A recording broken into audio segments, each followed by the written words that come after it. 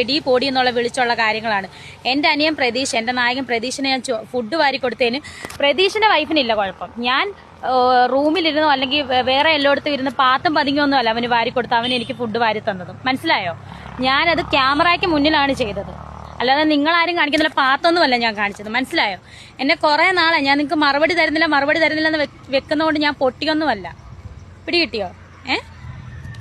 ചേച്ചി പിടി കിട്ടിയോ ഞാൻ ആരോടാ പറയുന്നെന്ന്? ചേച്ചി കുറേ ദിവസമല്ലോ തുടങ്ങിയിട്ട്. നിങ്ങളുടെ ഒരു കാര്യത്തിനും രേണുസുതി ഇടപെടാൻ വന്നിട്ടുമില്ല, വരത്തുമില്ല. എന്നെ വെറുതെ വിട്ടേക്ക് കേട്ടോ. പിന്നെ ഞങ്ങൾ വാരിക്കൊടുക്കുവോ, ചിലപ്പോൾ ഞങ്ങൾ ഹഗ് ചെയ്യുമോ, അതൊക്കെ എനിക്കും പ്രതീഷിനും അല്ലെങ്കിൽ പ്രതീഷിന്റെ വൈഫിനും ഇടയിലുള്ള കാര്യങ്ങളാണ്. പിന്നെ സുധിച്ചേട്ടന് വാരിക്കൊടുത്തോ ഇല്ല നിങ്ങളോടാണ് എനിക്ക് ബോധിപ്പിക്കേണ്ട കാര്യമുണ്ടോ? സുധിച്ചേട്ടന് ചിലപ്പോൾ വാരി കൊടുത്തിട്ടുണ്ടായിരിക്കും, ചിലപ്പോൾ ഞാനും സുധിച്ചേട്ടന് കെട്ടി പറഞ്ഞിട്ടുണ്ടായിരിക്കും. അതൊക്കെ നിങ്ങളെ അറിയിക്കേണ്ട കാര്യമുണ്ടോ? ഞങ്ങൾ ഹസ്ബൻഡ് ആൻഡ് വൈഫിന്റെ ഇതെല്ലാം നിങ്ങളെ അറിയിക്കേണ്ട കാര്യമുണ്ടോ? കുറേ നാളായി നിങ്ങൾക്ക് തുടങ്ങിയിട്ട്. ഹായ് സുഹൃത്തുക്കളെ, പ്രശാന്ത് മണിമേളാണ്. നമ്മുടെ രേണു ചേച്ചി, കൊല്ലം സുധിച്ചേട്ടൻ്റെ ഭാര്യ. അവർ സുധിച്ചേട്ടൻ മരിച്ച ശേഷം എന്തോരം കഷ്ടപ്പെട്ടാണ് അവരെ ജീവിതം മുന്നോട്ട് കൊണ്ടുപോകണമെന്നുള്ളതിനെ കുറിച്ച് ഒരംശമെങ്കിലും നിങ്ങൾ ഒന്ന് ചിന്തിക്കുകയാണെന്നുണ്ടെങ്കിൽ അവരെ പറ്റി ഇങ്ങനെ മോശമായ രീതിയിൽ ഇങ്ങനെ ദിനംപ്രതി വന്നിട്ട് വാ തോരാതെ എന്തെങ്കിലും അങ്ങോട്ട് വിളിച്ച് പറയാം. എന്തിനു വേണ്ടിയിട്ടാണ് ഇതൊക്കെ? ജീവിച്ച് പൊയ്ക്കോട്ടെ എന്ന് വിചാരിച്ചാൽ പോരെ നിങ്ങൾക്ക്. ഇപ്പോൾ പുതിയൊരു സംഭവം ഉണ്ടായിട്ടുണ്ട്, അതിനെപ്പറ്റി പറയാൻ വേണ്ടിയിട്ടാണ് ഞാൻ ഈ വീഡിയോയിൽ വന്നിട്ടുള്ളത്. ഞാനിപ്പോൾ അതിങ്ങനെ രേണു ചേച്ചിൻ്റെ കണ്ടപ്പോൾ എനിക്ക് അതിനെപ്പറ്റി അഭിപ്രായം പറയണമെന്ന് തോന്നി. എന്തിനു വേണ്ടിയിട്ടാണ് ഇതൊക്കെ പറയിപ്പിക്കാൻ നിൽക്കുന്നത്? ഇങ്ങനെ തന്നെ മറുപടി കൊടുക്കുമ്പോഴാണോ രേണു ചേച്ചി നിങ്ങൾ? എന്തിനാ അങ്ങനെയൊക്കെ കേട്ടിക്കണത്?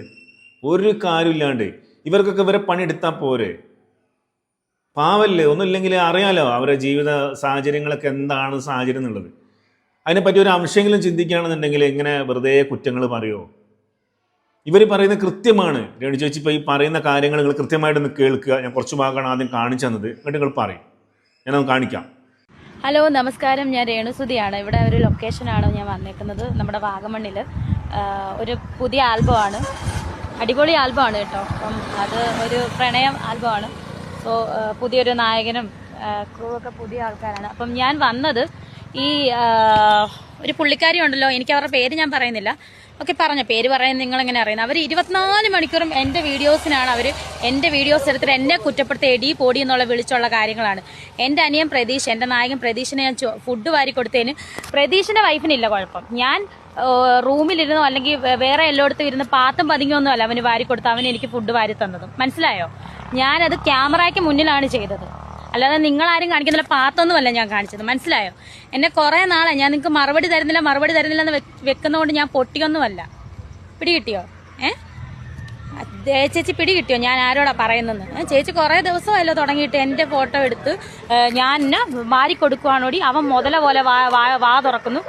അവനെ ഒന്നും പറയണ്ട കേട്ടല്ലോ. എന്നെ നിങ്ങൾ പറഞ്ഞു, എന്നെ പറയുന്ന എനിക്ക് കുഴപ്പമൊന്നുമില്ല. അവനെയോ അവൻ്റെ വൈഫിനെ പറയാൻ നിങ്ങൾക്ക് യാതൊരുവിധ അവകാശമില്ല. എന്നെ നിങ്ങൾ പറഞ്ഞു, എനിക്കൊരു വിഷയമില്ല കേട്ടല്ലോ. അപ്പം ചുമ്മാ ആവശ്യമില്ലാത്ത കാര്യത്തിന് വെറുതെ ഇടപെടും. നിങ്ങളുടെ ഒരു കാര്യത്തിനും രേണുസുതി ഇടപെടാൻ വന്നിട്ടുമില്ല, വരത്തുമില്ല.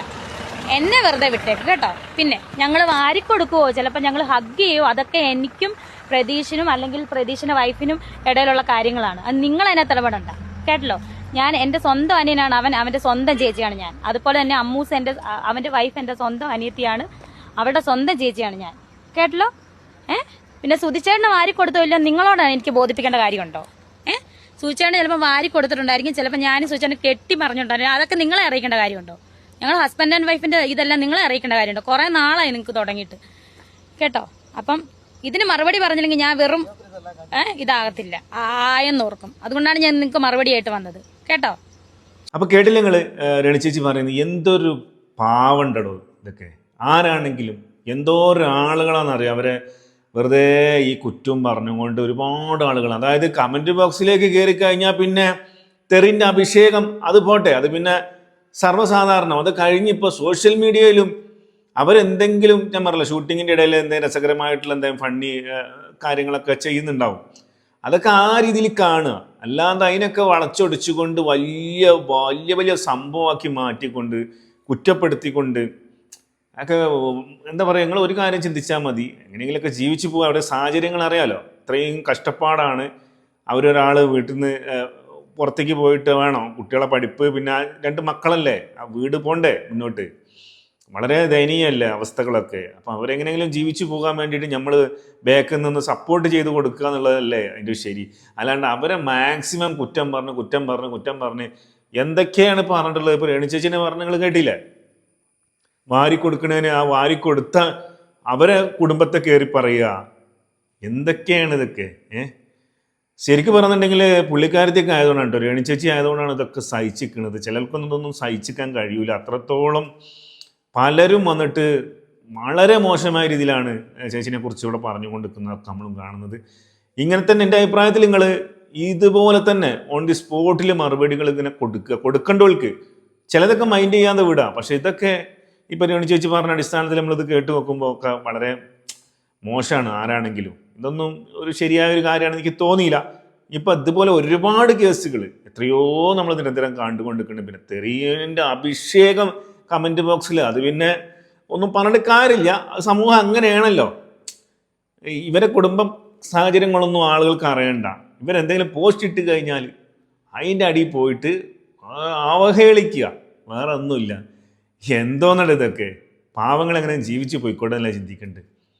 സുധിച്ചേട്ടൻ ഉണ്ടെന്നുണ്ടെങ്കിൽ ഇന്ന് ഇവർക്ക് ഒരു വിഷയം ഉണ്ടാവില്ല. പൊന്നുപോലെ ആ കുടുംബത്തിനെ സുധിച്ചേട്ടൻ നോക്കിയിട്ടുണ്ടാവും. അവർ പോയ ആ ഒറ്റ വേദനയിൽ ഇവർ തളരാതെ മുന്നോട്ട് പോകാൻ നോക്കുന്നുണ്ടല്ലോ ജീവിതത്തിൽ. ഒറ്റപ്പെട്ടു പോയൊരു അവസ്ഥകൾ ആലോചിക്കണം. സ്വന്തം ഭർത്താവ് പോകുമ്പോൾ അതിൻ്റെ വേദന പലർക്കും അറിയുള്ളൂ. അതാണ് സത്യം. അപ്പോൾ അതുകൊണ്ട് ദയവ് ചെയ്ത് അവരോട് എൻ്റെ അഭിപ്രായം പറയാണ്, അവരെ പരമാവധി ഉപദ്രവിക്കാതെ അവരെ വഴിക്ക് വിടാൻ വേണ്ടി ശ്രമിക്കുക എന്നുള്ളത് മാത്രമേ അവസരത്തിൽ എനിക്ക് പറയാനുള്ളൂ. വേറെ ഒന്നും എനിക്ക് പറയാനില്ല. ഇതൊക്കെ കണ്ടപ്പോൾ ഞാൻ ഈ വീഡിയോ ചെയ്യുന്നത് സുധിച്ചേട്ടനോട് കുടുംബത്തിനോടുള്ള ഒരു ഇഷ്ടം കൊണ്ടാണ്. അതിൻ്റെ അപ്പുറത്തേക്ക് ഒന്നുമില്ല. ഇതിൻ്റെ മുൻപ് ഞാൻ ഇതുപോലെ ഒരു തെറി പറഞ്ഞവനെ എതിരെ ഞാൻ സംസാരിച്ച് വന്നിട്ടുണ്ടായിരുന്നു. അതൊക്കെ എനിക്ക് ഇവരോടുള്ളൊരു സ്നേഹത്തിൻ്റെ ഭാഗമായിട്ട് മാത്രമാണ്. അപ്പോൾ എന്തായാലും പറ്റുന്നവർ ഇനിയെങ്കിലും ഇതൊക്കെ ഒന്ന് രേണുചേച്ചി പറയുന്നത് കേട്ടിട്ട് ഒന്ന് എന്താ പറയുക, പോസിറ്റീവായിട്ട് തന്നെ കാണുന്നവർക്ക് കാണാം കേട്ടോ. പിന്നെ ചില ആളുകൾ കാലങ്ങളായിട്ട് അത് കാണൂല. അവർക്ക് പിന്നെ എന്താ പറയുക, വെറുതെ ഒരു വായ പടച്ചം കൊടുത്തുകൊണ്ട് എന്തും പറയാലോ. അപ്പം അതിനെ അങ്ങനെ നമുക്ക് കാണാൻ പറ്റുള്ളൂ. അല്ലാണ്ട് വേറെന്ത് ചെയ്യാൻ പറ്റും? പക്ഷേ എനിക്ക് അവസാനമായി പറയാനുള്ളത് ഇതൊക്കെ വളരെ പാവമാണ്. വേറെ ഒന്നും എനിക്ക് പറയാനില്ല.